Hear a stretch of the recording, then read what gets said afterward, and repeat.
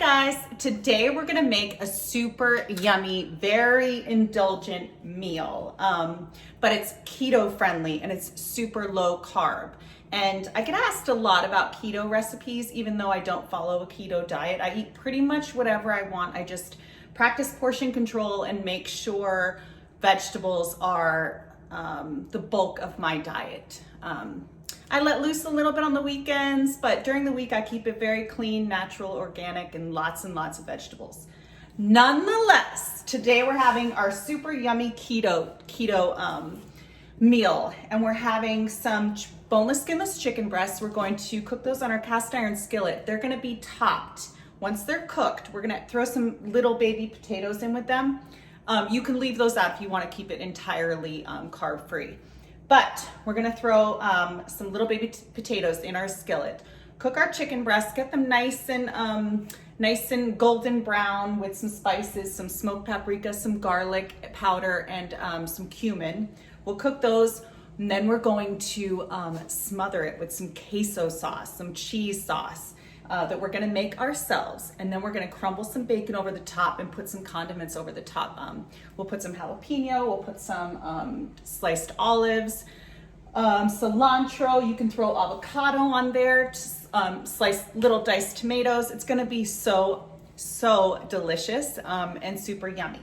But first, what we're going to do is cook our bacon. So I have my bacon here on a sheet pan. It's lined with aluminum foil and parchment paper, and it's in one single layer. I have my oven preheated at 375. We're gonna throw this in the oven for about 15 minutes. And you might wanna turn the pan halfway through the cooking process just to make sure everything's cooking evenly. And then if you have a guest or you're serving someone that likes their bacon cooked a little less, just take those pieces out that you don't want to overcook. My youngest daughter likes what she calls floppy bacon, so she likes her bacon really like barely cooked. I like it very crispy.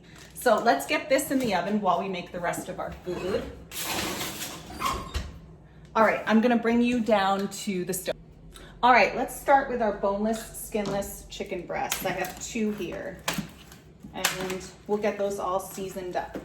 I'm gonna put them on my plastic cutting board. You know I don't like to put raw meat on a wooden cutting board. Come on, you little flap, open up. Okay, let's get these nice, and we're going to use some smoked paprika. I don't know what happened to the little thing, the little plastic thing. Okay, and then we're going to use some cumin. Oh, I took them off of all of my spices, I guess. And we're gonna use some garlic powder. Salt and pepper.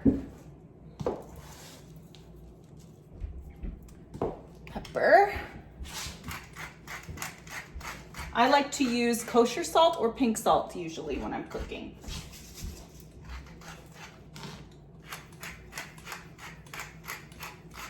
Okay, and let's flip this over and get the other side. My pan was preheating, but it started to smoke, so I'm gonna turn it back on. I turned it off, and I'm gonna turn it back on now.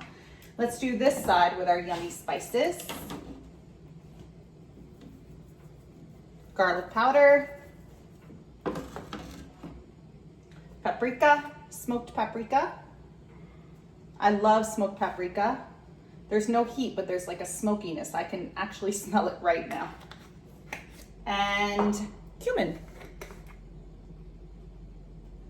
Kind of goes along with our queso, like our Tex-Mex kind of flavor profiles. Okay, let's get our olive oil, get our chicken in the pan. Just enough to coat and to help the chicken not to stick. Get a nice good crust on the outside. And it's sizzling. And then once it's in the pan like this, don't touch it. Let it get that crust Let it get that crust on the outside and just leave it like this for a little bit. If you want, you can cover it with a piece of aluminum foil and that will help, or a lid, but that will help it cook faster, which is what I'm gonna do right now. Okay, let's throw our potatoes on the pan. I'm just gonna put them in whole. That one doesn't look very good because they're so small. They're like that small. They're the size of grapes, really. Hit them with a little salt and pepper. I can smell the smoked paprika and the garlic and the cumin, and it smells amazing. Salt. Just a little. Remember, we're gonna top this with a bunch of queso and bacon, which is also very salty. All right, let's get our queso going. We're going to cook it in this pan.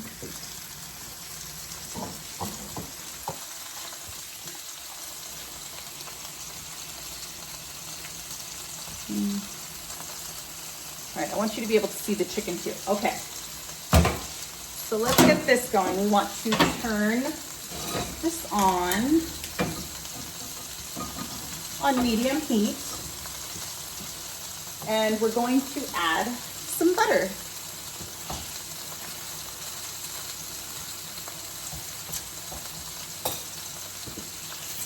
And we'll let that melt.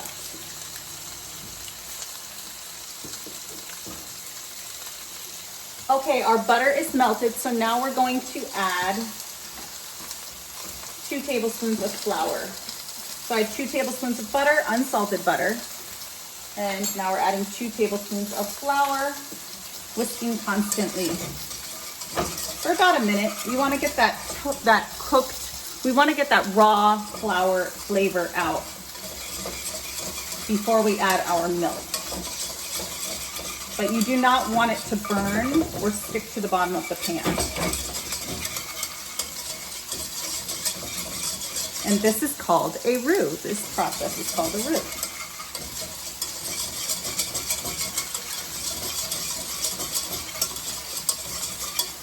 All right, let's get our milk in here.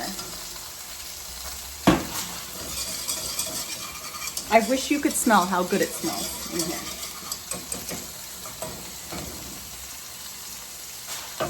You know what, I'm gonna use this hand and whisk it. Pour it in slowly so you don't get any lumps.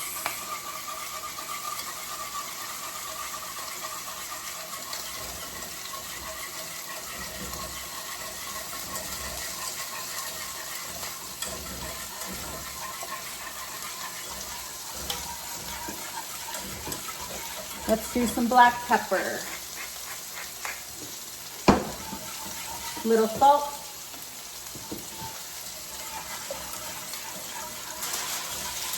That's looking good. I'm just gonna turn the pan a little bit because sometimes the cast iron pan can get some hot spots. So I like to keep turning it. All right, we just want to bring this to a very light boil, like a soft boil. Bubbles around the edges, but not a full rolling boil. Before we turn off the heat and then add in our cheese.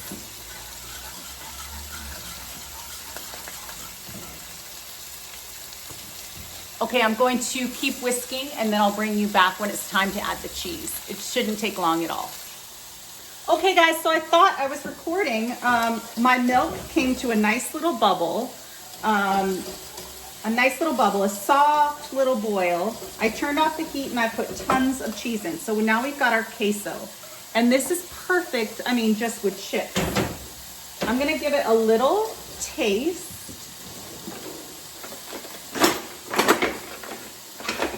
Just to make sure it doesn't need any seasonings. And because it looks really yummy.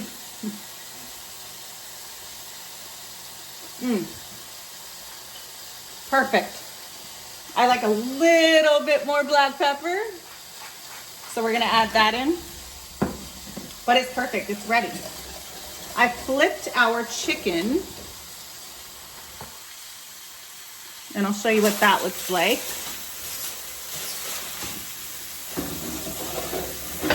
So we've got our chicken over here. And that is almost ready for us. Looks and smells amazing. I'm just gonna give the potatoes a little zhuzh. They're getting nice and crusty and soft in the middle. These look so amazing. I'm gonna put the lid back on just to make sure the internal temperature gets to 165. And then let's check our bacon. I'm just going to give our bacon a little turn. It's not done yet. And all of this will come together very, very soon. I'll bring you right back.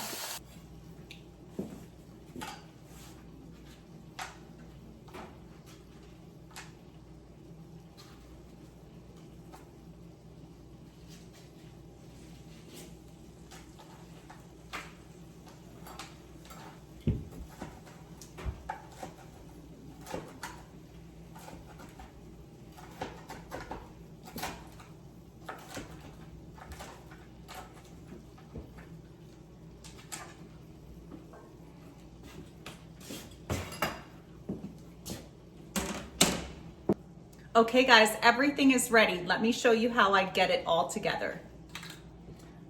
Okay, we've got our chicken breasts here and our potatoes. Our potatoes are fork tender, which means you can stick a fork in them easily, not a knife. They're totally cooked. The chicken is cooked nice and brown and toasty. And I have my queso. It's been keeping warm on low. Very low. So it's nice and creamy and cheesy.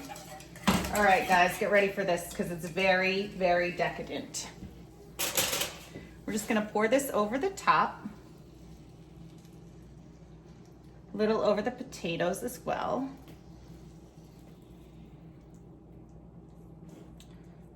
Okay, let's put this over here. Then, well first, I just wanna put a little paprika on top, just for the color. Smoked paprika. Just so it looks pretty. Then I have some bacon. We cooked our bacon. It's nice and crispy. I chopped it up. Love bacon. Yum. Put that right on top. It's almost like a loaded baked potato. Very keto friendly, but also just plain old delicious. Get that on there. Then, you know, once you go from here, everything is kind of optional. I'm gonna put on some black olives. Some sliced black olives, plain old black olives. Let's see, I have some diced shallot here, just for that raw kind of crunch, but you can leave that off. If I had certain people coming over, I'd leave it off because I know they wouldn't like that. You want some green, we have some cilantro here. If you don't like cilantro, add some parsley. I have some red, these look like red chilies, but they're just sliced grape tomatoes. Get that on there for some freshness and some color. I'm always thinking about the color, the freshness, and then the contrast in textures. And then I have some sliced jalapenos. And we'll stick those on kind of strategically because I like those. I like how they look nice and round.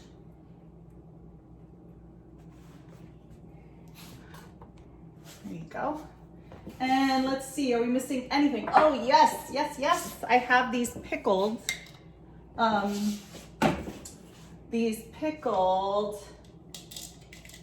jalapenos over here. I'm just gonna drain these really quick. Okay, I have these jalapenos here. They're Jeff's Naturals jalapenos. They're pickled and they're diced and they're really yummy and they're not spicy. They add a nice acidity to this dish with all the, well, they are spicy, but they're not crazy spicy.